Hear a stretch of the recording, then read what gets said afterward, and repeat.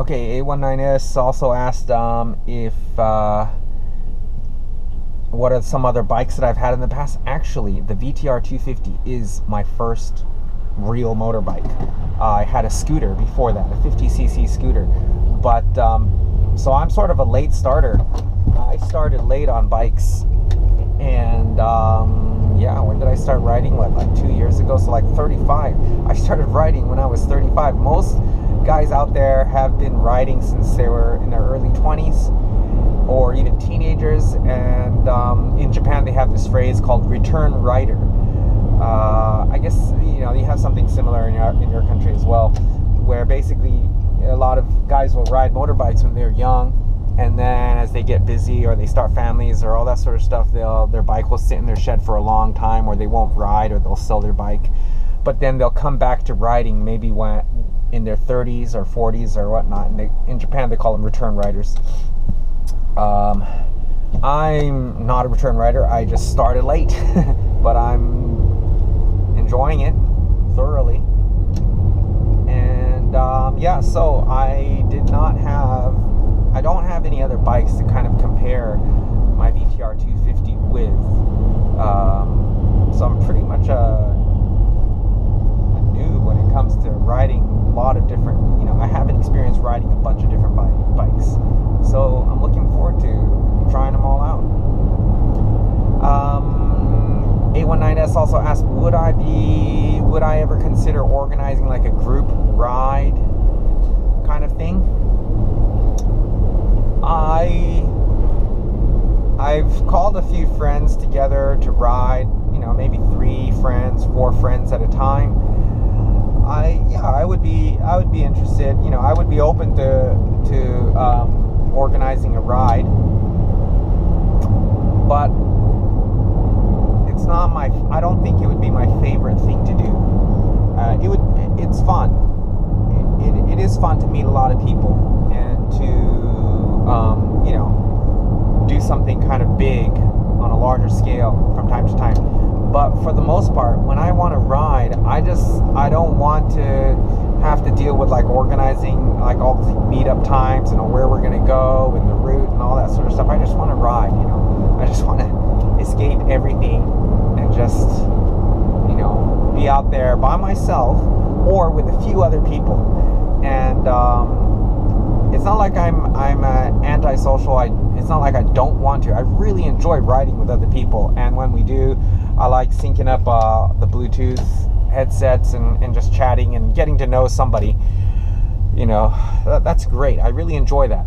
But as far as like huge, large scales, tons of bikes, and you're kind of waiting and getting lost and all that sort of stuff, it doesn't appeal to me so much. But I think at some point I will probably organize some kind of ride like that.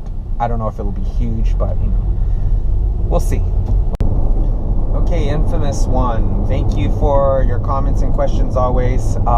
He's asking, do you think you'll ever step up to a 400cc anytime? I have answered that yes, I will, and I do want to.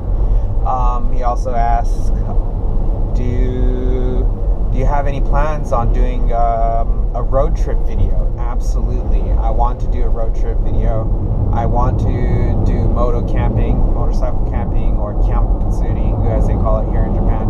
I got a really great deal on this small tent, a good tent, but it was like only $7 at the secondhand store.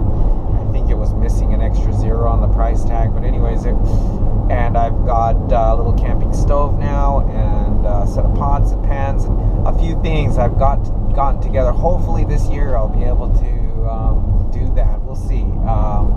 When you got 4 kids and you got work and you got different stuff, it's not always the easiest thing to just take off on your own. But definitely it's on my to-do list, and it's probably going to happen in the coming months. So stay tuned. All right. Okay. Ermit OK asks, is your motorcycle insurance very expensive? No, it's not.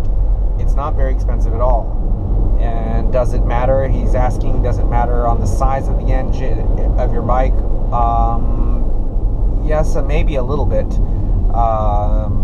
But the main big difference is age. If you're under 25, it's going to be pretty pricey. And then once you're older than 25, it drops significantly. And then once you're older than 30, it drops again. And so once you're in your 30s, that's the cheapest range, I believe, like 30s and early 40s. But then after that, as you get older, it starts to go up a little bit again, because I think the percentage of accidents that happen are higher in those ranges, like when you're very young and when you're older. So I'm in the cheapest range right now, and I'm in the budget, bracket of insurance. And so for a year, riding over 10,000 kilometers a year, it only costs about 30,000 yen or $300 for my bike. This doesn't insure damage to my bike, because my bike is too old for them to cover that, or breakdowns or stuff like that. But it's got decent like road service, or if you run out of gas, or they'll bring your bike 50 kilometers or so to the nearest bike shop or whatever.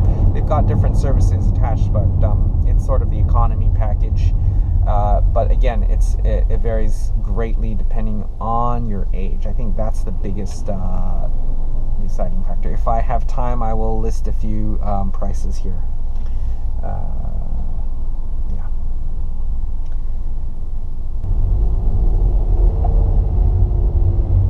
Okay, Ryan Stephen Aldridge, thank you for your question. I do hope that we cross paths sometime and that we can ride together. He's asking you're asking about the best riding roads in the Kanto area. Okay, so the roads that I've ridden so far, the best ones are around Okutama.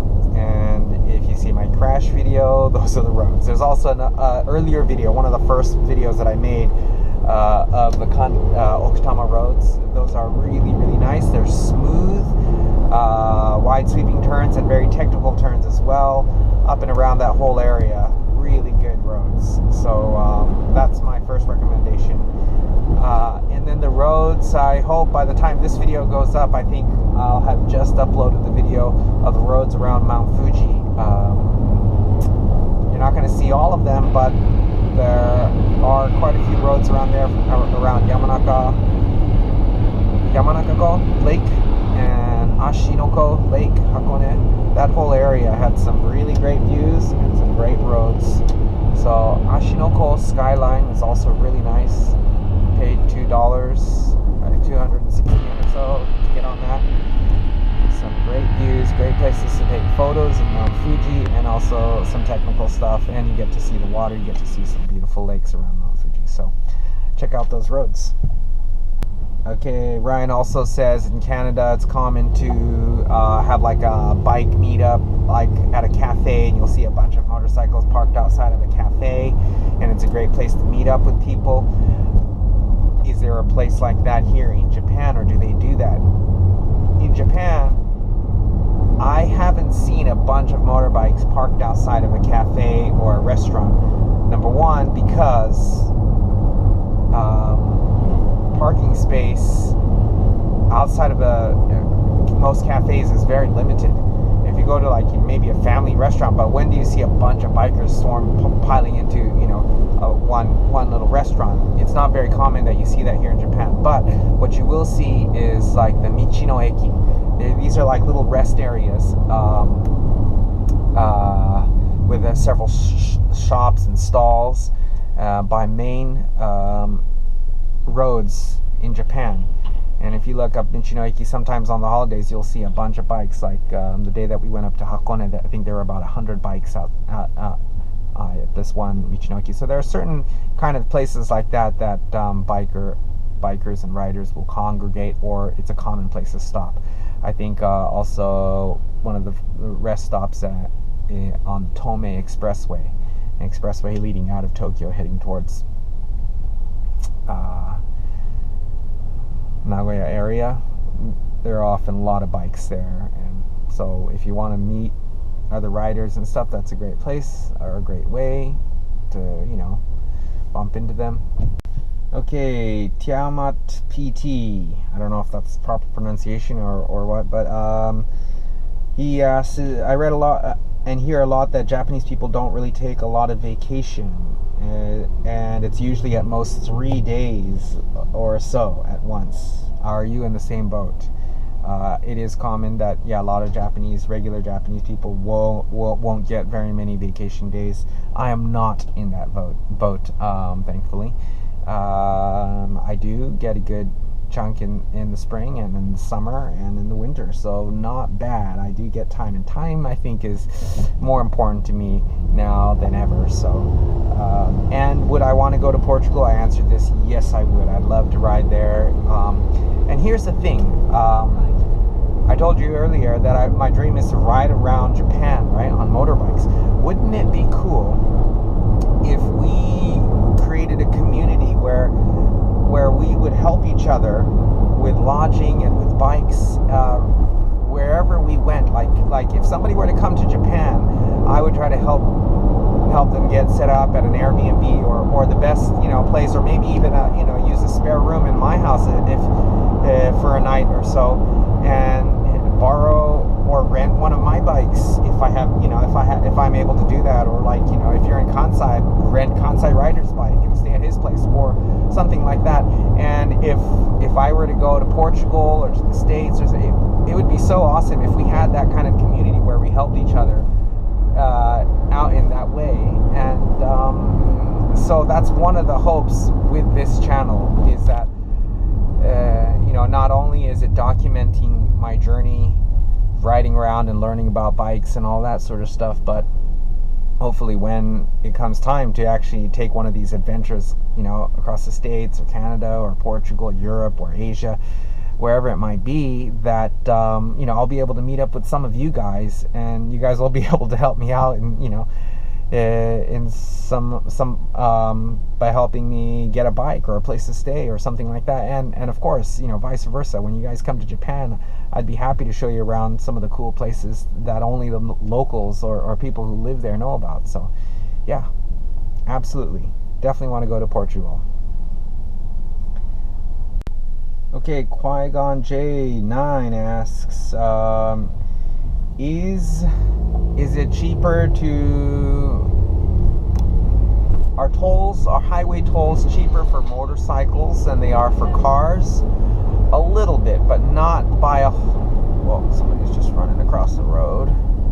Not by a whole lot.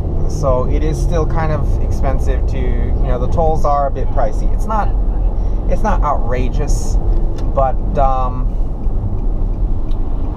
it does cost. Like, for example, I live on the east side of Tokyo, just outside of Tokyo, and for me to get on the Shutoko, which is like the capital highway, basically it's a Tokyo area highway, and to get onto the other side, it cost me $10. So yeah, it's, and then for me to get to that place, yeah, so I have to jump on the local one, and it's like 400. So it's 400 yen, $4. Anyways, I haven't figured it out in kilometers exactly, but yeah, it's not cheap, so that is sort of a bummer.